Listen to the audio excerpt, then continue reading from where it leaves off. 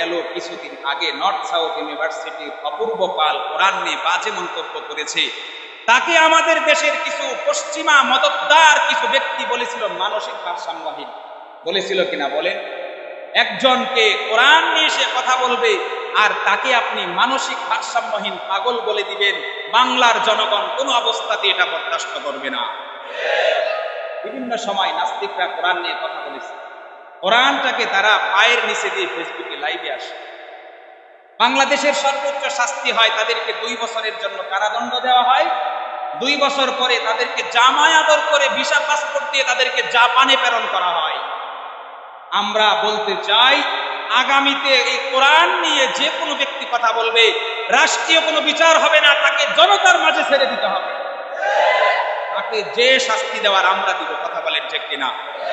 বাইতুল মুকাররমের সামনে একটা নাস্তিকের বাচ্চাকে ধরে এনে দেন না, মুসলমানরা কিভাবে শায়েস্তা করতে হয় দেখিয়ে দিন, কিন্তু আমাদের হাতে দিবে না। কারণ দাদা বাবুদেরকে খুশি করতে হবে, ভারতকে খুশি করতে হবে। আজকে বড় আশ্চর্যের বিষয় হলো বিভিন্ন দল তারা পূজা নিয়ে ব্যস্ত, কিন্তু কোরআন অবমাননা হয়েছে এই জমিনে 3 দিন পরে তারা তাদের ফেসবুক পেজে তারা বার্তা দিয়েছে। অনেক দল তারা চুপ ছিল, তারা কথা বলে নাই, কারণ এটা আমাদের এত জরুরি কিছু না, আমাদের ক্ষমতা পাইতে হবে। কথা বলেন ঠিক কিনা? আজকে আমরা দেখেছি বিভিন্ন দল, নির্দিষ্ট কোনো দল নয়, বিভিন্ন দল আজকে 90% মুসলমানদের দেশে এই কোরআনকে অবমাননা করা হয়েছে, তারা ক্ষমতা নিয়ে ব্যস্ত। তারা কোরআন নিয়ে বিবৃতি দিবে, সেখানেও সাথ দিয়ে দুর্গা পূজা নিয়ে কথা বলে। তারা বলে যারা কোরআন নিয়ে অবমাননা করেছে তারা দেশের শান্তির মধ্যে বিঘ্নতা ঘটিয়েছে। তারা দেশের শান্তি নষ্ট করে নাই, মুসলমানদের কলিজায় আঘাত করেছে। আপনি শান্তি নিয়ে কথা বলবেন, আপনি আমার ঈমান নিয়ে কথা বলেন, মুসলমানদের হৃদয়ের স্পৃহা নিয়ে কথা বলেন। আপনি বলেন মুসলমানদের হৃদয়ের মধ্যে রক্তক্ষরণ ঘটিয়েছে, আপনি বলেন দেশের শান্তি নষ্ট করেছে। শান্তি নষ্ট করার জন্য আমরা প্রস্তুত যদি কোরআন নিয়ে কথা বলি। এমন শান্তি আমাদের দরকার নাই যদি আমার ঈমান নিয়ে কথা বলা হয়। এমন শান্তি আমরা তৈরি করতে চাই না যদি আমার কোরআন নিয়ে কথা বলা হয়। এই কারণে আপনাদের সামনে কোরআন নিয়ে আলোচনা করলাম। গোটা পৃথিবীর যুগে যুগে প্রত্যেকটা মানুষ এক বাক্যে স্বীকৃতি দিতে বাধ্য হয়েছে, এই কোরআন মানব রচিত কোনো কিতাব নয়। এই কোরআনের সাথে যে কুলাঙ্গার বেয়াদবি করেছে তার পরিবার সহ সে ধ্বংস হয়েছে। দেখেন না ইতিহাস কি বলে? 4 ভাবে রব্বুল আলামিন চ্যালেঞ্জ দিয়েছেন, তারা পারে নাই। আপনি তো সাধারণ কাফের, আপনি তো সাধারণ একজন নাস্তিক, মক্কার কাফেরদের মতো হন নাই। মক্কার কাফেররা ছিল গোটা পৃথিবীর মধ্যে ঐতিহাসিক নাস্তিক, তারা ছিল ঐতিহাসিক বেঈমান, যাদের কথা কোরআনে এসেছে, হাদিসে এসেছে, কিতাবে এসেছে, ইতিহাসের মধ্যে এসেছে। সেই নাস্তিক কাফের বেঈমান মুশরিকরা পর্যন্ত নিজেদের হাতে লিখে কাবার প্রাঙ্গণে টানিয়ে দিয়েছিল, ইন্না আ'তাইনাকাল কাউসার লাইসা হাযা বিকালামিল বাশার। এই কিতাব কোনো মানব রচিত কিতাব নয়, এটা রব্বুল আলামিনের পক্ষ থেকে জিবরাইলের মাধ্যমে মুহাম্মাদের উপরে নাযিল হয়েছে গোটা পৃথিবীর হেদায়েতের জন্য। 4 নম্বরে রব্বুল আলামিন তাদেরকে ঘোষণা দিয়ে দিলেন, তোমরা যদি বলো এই কিতাব কোনো আসমানি কিতাব নয়, তাহলে তোমরা কোরআনের মতো একটা মাত্র আয়াত রচনা করে দেখাও। ও দুনিয়ার মুসলমান ইমানদার, ইতিহাসের কিতাবের মধ্যে লেখা হয়েছে রব্বুল আলামিন যখন তাদেরকে বললেন কোরআনের মতো একটা কিতাব রচনা করো, পারে নাই। যখন বললেন কোরআনের মতো 10টা সূরা তৈরি করো, পারে নাই। যখন বললেন কোরআনের মতো একটা সূরা তৈরি করো, পারে নাই। যখন বললেন কোরআনের মতো একটা আয়াত তৈরি করো, পারে নাই। শেষ পর্যন্ত কাফের মুশরিকরা একসাথে জমা হয়ে বলল, চলো কাবার প্রাঙ্গণে যাই। কাবা শরীফের প্রাঙ্গণে চলে গেল।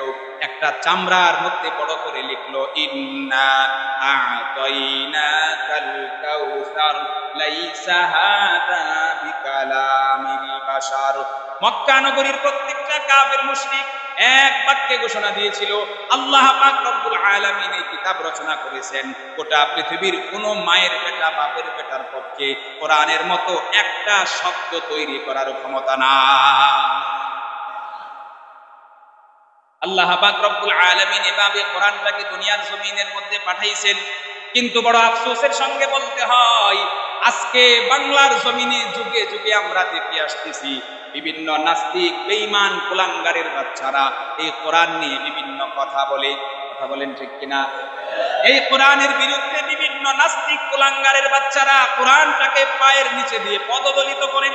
আজকে সাত্তার গেট মসজিদ থেকে মুসল্লি ভাইয়েরা একসাথে মিলে সমস্বরে ঘোষণা দিতে চাই, আগামী বাংলাদেশে যদি কোনো কুলাঙ্গার এই কোরআন নিয়ে কথা বলে তাহলে তাকে জনতার সামনে রাজপথে জবাই করে হত্যা করা হবে। এই কোরআনের মধ্যে কোনো সন্দেহ আছে? তাহলে গেল কিছুদিন আগে নর্থ সাউথ ইউনিভার্সিটির অপূর্ব পাল কোরআন নিয়ে বাজে মন্তব্য করেছে। তাকে আমাদের দেশের কিছু পশ্চিমা মদতদার কিছু ব্যক্তি বলেছিল মানসিক ভারসাম্যহীন। বলেছিল কিনা বলেন? একজনকে কোরআন নিয়ে সে কথা বলবে আর তাকে আপনি মানসিক ভারসাম্যহীন পাগল বলে দিবেন, বাংলার জনগণ কোনো অবস্থাতে এটা বরদাস্ত করবে না। বিভিন্ন সময় নাস্তিকরা কোরআন নিয়ে কথা বলেছে, কোরআনটাকে তারা পায়ের নিচে দিয়ে ফেসবুকে লাইভে আসে। বাংলাদেশের সর্বোচ্চ শাস্তি হয় তাদেরকে 2 বছরের জন্য কারাদণ্ড দেওয়া হয়। 2 বছর পরে তাদেরকে জামায় আদর করে ভিসা পাসপোর্ট দিয়ে তাদেরকে জাপানে প্রেরণ করা হয়। আমরা বলতে চাই, আগামীতে এই কোরআন নিয়ে যে কোনো ব্যক্তি কথা বলবে রাষ্ট্রীয় কোনো বিচার হবে না, তাকে জনতার মাঝে ছেড়ে দিতে হবে। তাকে যে শাস্তি দেওয়ার আমরা দিব। কথা বলেন ঠিক কিনা? বাইতুল মুকাররমের সামনে একটা নাস্তিকের বাচ্চাকে ধরে এনে দেন না, মুসলমানরা কিভাবে শায়েস্তা করতে হয় দেখিয়ে দিন, কিন্তু আমাদের হাতে দিবে না। কারণ দাদা বাবুদেরকে খুশি করতে হবে, ভারতকে খুশি করতে হবে। আজকে বড় আশ্চর্যের বিষয় হলো বিভিন্ন দল তারা পূজা নিয়ে ব্যস্ত, কিন্তু কোরআন অবমাননা হয়েছে এই জমিনে 3 দিন পরে তারা তাদের ফেসবুক পেজে তারা বার্তা দিয়েছে। অনেক দল তারা চুপ ছিল, তারা কথা বলে নাই, কারণ এটা আমাদের এত জরুরি কিছু না, আমাদের ক্ষমতা পাইতে হবে। কথা বলেন ঠিক কিনা? আজকে আমরা দেখেছি বিভিন্ন দল, নির্দিষ্ট কোনো দল নয়, বিভিন্ন দল আজকে 90% মুসলমানদের দেশে এই কোরআনকে অবমাননা করা হয়েছে, তারা ক্ষমতা নিয়ে ব্যস্ত। তারা কোরআন নিয়ে বিবৃতি দিবে, সেখানেও সাথ দিয়ে দুর্গাপূজা নিয়ে কথা বলে। তারা বলে যারা কোরআন নিয়ে অবমাননা করেছে তারা দেশের শান্তির মধ্যে বিঘ্নতা ঘটিয়েছে। তারা দেশের শান্তি নষ্ট করে নাই, মুসলমানদের কলিজায় আঘাত করেছে। আপনি শান্তি নিয়ে কথা বলবেন, আপনি আমার ঈমান নিয়ে কথা বলেন, মুসলমানদের হৃদয়ের স্পৃহা নিয়ে কথা বলেন। আপনি বলেন মুসলমানদের হৃদয়ের মধ্যে রক্তক্ষরণ ঘটিয়েছে, আপনি বলেন দেশের শান্তি নষ্ট করেছে। শান্তি নষ্ট করার জন্য আমরা প্রস্তুত যদি কোরআন নিয়ে কথা বলি। এমন শান্তি আমাদের দরকার নাই যদি আমার ঈমান নিয়ে কথা বলা হয়। এমন শান্তি আমরা তৈরি করতে চাই না যদি আমার কোরআন নিয়ে কথা বলা হয়। এই কারণে আপনাদের সামনে কোরআন নিয়ে আলোচনা করলাম। গোটা পৃথিবীর যুগে যুগে প্রত্যেকটা মানুষ এক বাক্যে স্বীকৃতি দিতে বাধ্য হয়েছে, এই কোরআন মানব রচিত কোনো কিতাব নয়। এই কোরআনের সাথে যে কুলাঙ্গার বেয়াদবি করেছে তার পরিবার সহ সে ধ্বংস হয়েছে। দেখেন না ইতিহাস কি বলে? 4 ভাবে রব্বুল আলামিন চ্যালেঞ্জ দিয়েছেন, তারা পারে নাই। আপনি তো সাধারণ কাফের, আপনি তো সাধারণ একজন নাস্তিক, মক্কার কাফেরদের মতো হন নাই। মক্কার কাফেররা ছিল গোটা পৃথিবীর মধ্যে ঐতিহাসিক নাস্তিক, তারা ছিল ঐতিহাসিক বেঈমান, যাদের কথা কোরআনে এসেছে, হাদিসে এসেছে, কিতাবে এসেছে, ইতিহাসের মধ্যে এসেছে। সেই নাস্তিক কাফের বেঈমান মুশরিকরা পর্যন্ত নিজেদের হাতে লিখে কাবার প্রাঙ্গণে টানিয়ে দিয়েছিল, ইন্না আ'তাইনাকাল কাউসার লাইসা হাযা বিকালামিল বাশার। এই কিতাব কোনো মানব রচিত কিতাব নয়, এটা রব্বুল আলামিনের পক্ষ থেকে জিবরাইলের মাধ্যমে মুহাম্মাদের উপরে নাযিল হয়েছে গোটা পৃথিবীর হেদায়েতের জন্য। আর এই কোরআন নিয়ে যখন আমাদের দেশে কথা বলে সবাই চুপ থাকে। আরে ভাই, আজকে আপনি বিধর্মীদেরকে নিয়ে ব্যস্ত, আজকে আমি মুসলমান আপনি মুসলমান, হয়তো আমার মুখে দাড়ি আপনার মুখে দাড়ি নাই, সেটা ভিন্ন প্রসঙ্গ, কিন্তু কোরআন তো আমার ধর্মীয় গ্রন্থ। কোরআন আমার ধর্মীয় গ্রন্থ।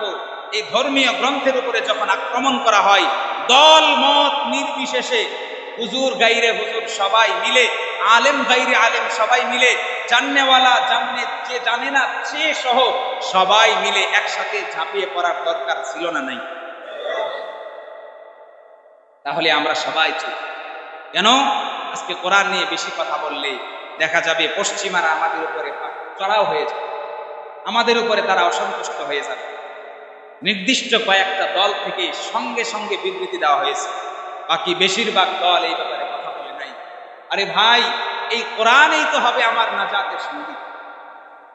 কবরের মধ্যে যখন আপনাকে প্রশ্ন করা হবে আপনার রবকে, আপনার দিন কি, আপনার নবী কি, এই প্রশ্নগুলোর উত্তর আপনার জন্য সহজ হবে যদি আপনার মহব্বত, আপনার কানেকশন এই কোরআনের সাথে থাকে। আপনার কানেকশন যদি কোরআনের সাথে না থাকে ধরা খেয়ে যাবে।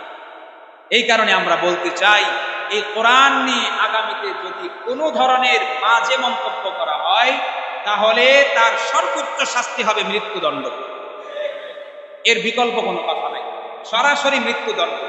তওবা ইস্তেগফার সে যা করার আল্লাহ পাক রব্বুল আলামিনের কাছে করবে। একবারের জন্য যদি এই বাংলার জমিনে কোরআন অবমাননাকারীর সর্বোচ্চ শাস্তি হতো, আগামী 100 বছরের জন্য মানুষ কোরআন নিয়ে বাজে মন্তব্য করার দুঃসাহস দেখাতে পারত না। আমরা তো এটা করতে পারি না। আসল জায়গায় মলম দিলে সুস্থ হওয়া সম্ভব। আসল জায়গায় মলম না দিয়ে আপনার ওযু নষ্ট হয়ে গিয়েছে, আপনাকে নিয়ম অনুযায়ী ওযু করতে হবে, পবিত্র হয়ে যাবেন। ওযু না করে আপনি যদি আপনার লজ্জাস্থান ধুয়ে বলেন আমি পবিত্র হয়ে গেছি, আদৌ সম্ভব? ঠিক তদ্রুপভাবে কোরআনের উপরে যারা আক্রমণ করবে তাদের সর্বোচ্চ মলম হলো মৃত্যুদণ্ড। একবারের জন্য আপনি কার্যকর করে দেখেন, আগামী 100 বছরে কোরআন নিয়ে কেউ কথা বলবে। কিন্তু আমরা পারি না, নিজের ঈমান মানুষের হাতে তুলে দেই। তাদের বিষয়টা আমরা নিজেদের দায়িত্বে নিয়ে নিই। মন্দির পাহারা দিতে পারি, ধর্মীয় গ্রন্থ পাহারা দেওয়া সম্ভব না। আমরা তো মন্দিরও পাহারা দিই। কেন? যেন তারা সুন্দরভাবে তাদের পূজা উৎসব পালন করতে পারে, তাদের মন্দিরের উপরে যেন কোনো আক্রমণ না আসে। তাহলে নিজের ঘরের দরজা খোলা রেখে আর একজনের ঘরের দরজায় গিয়ে দারোয়ানি করা, এটা তো কখনো বুদ্ধিমানের কাজ হতে পারে না। আমার ঘরের দরজা খোলা, আর একজনের ঘরের দরজার মধ্যে আমি গিয়ে রক্ষী হয়ে গিয়েছি, এটা তো হবে একজন বুদ্ধিহীন মানুষের কাজ। আল্লাহ পাক রব্বুল আলামিন আমাদের সবাইকে কোরআনটাকে যথাযথভাবে বুঝে অনুধাবন করে এই কোরআনের আজমত মহব্বত দিলের ভিতরে লালন করার তৌফিক দান করুন, এবং ভবিষ্যতে কোরআনের আজমত রক্ষা করার জন্য যখন যা কিছু করার প্রয়োজন আমরা প্রস্তুত আছি তো ইনশাআল্লাহ। আল্লাহ পাক রব্বুল আলামিন আমাদের সবাইকে কবুল করুন, তৌফিক দান করুন। আমিন। ওয়া আখিরু দাওয়ানা।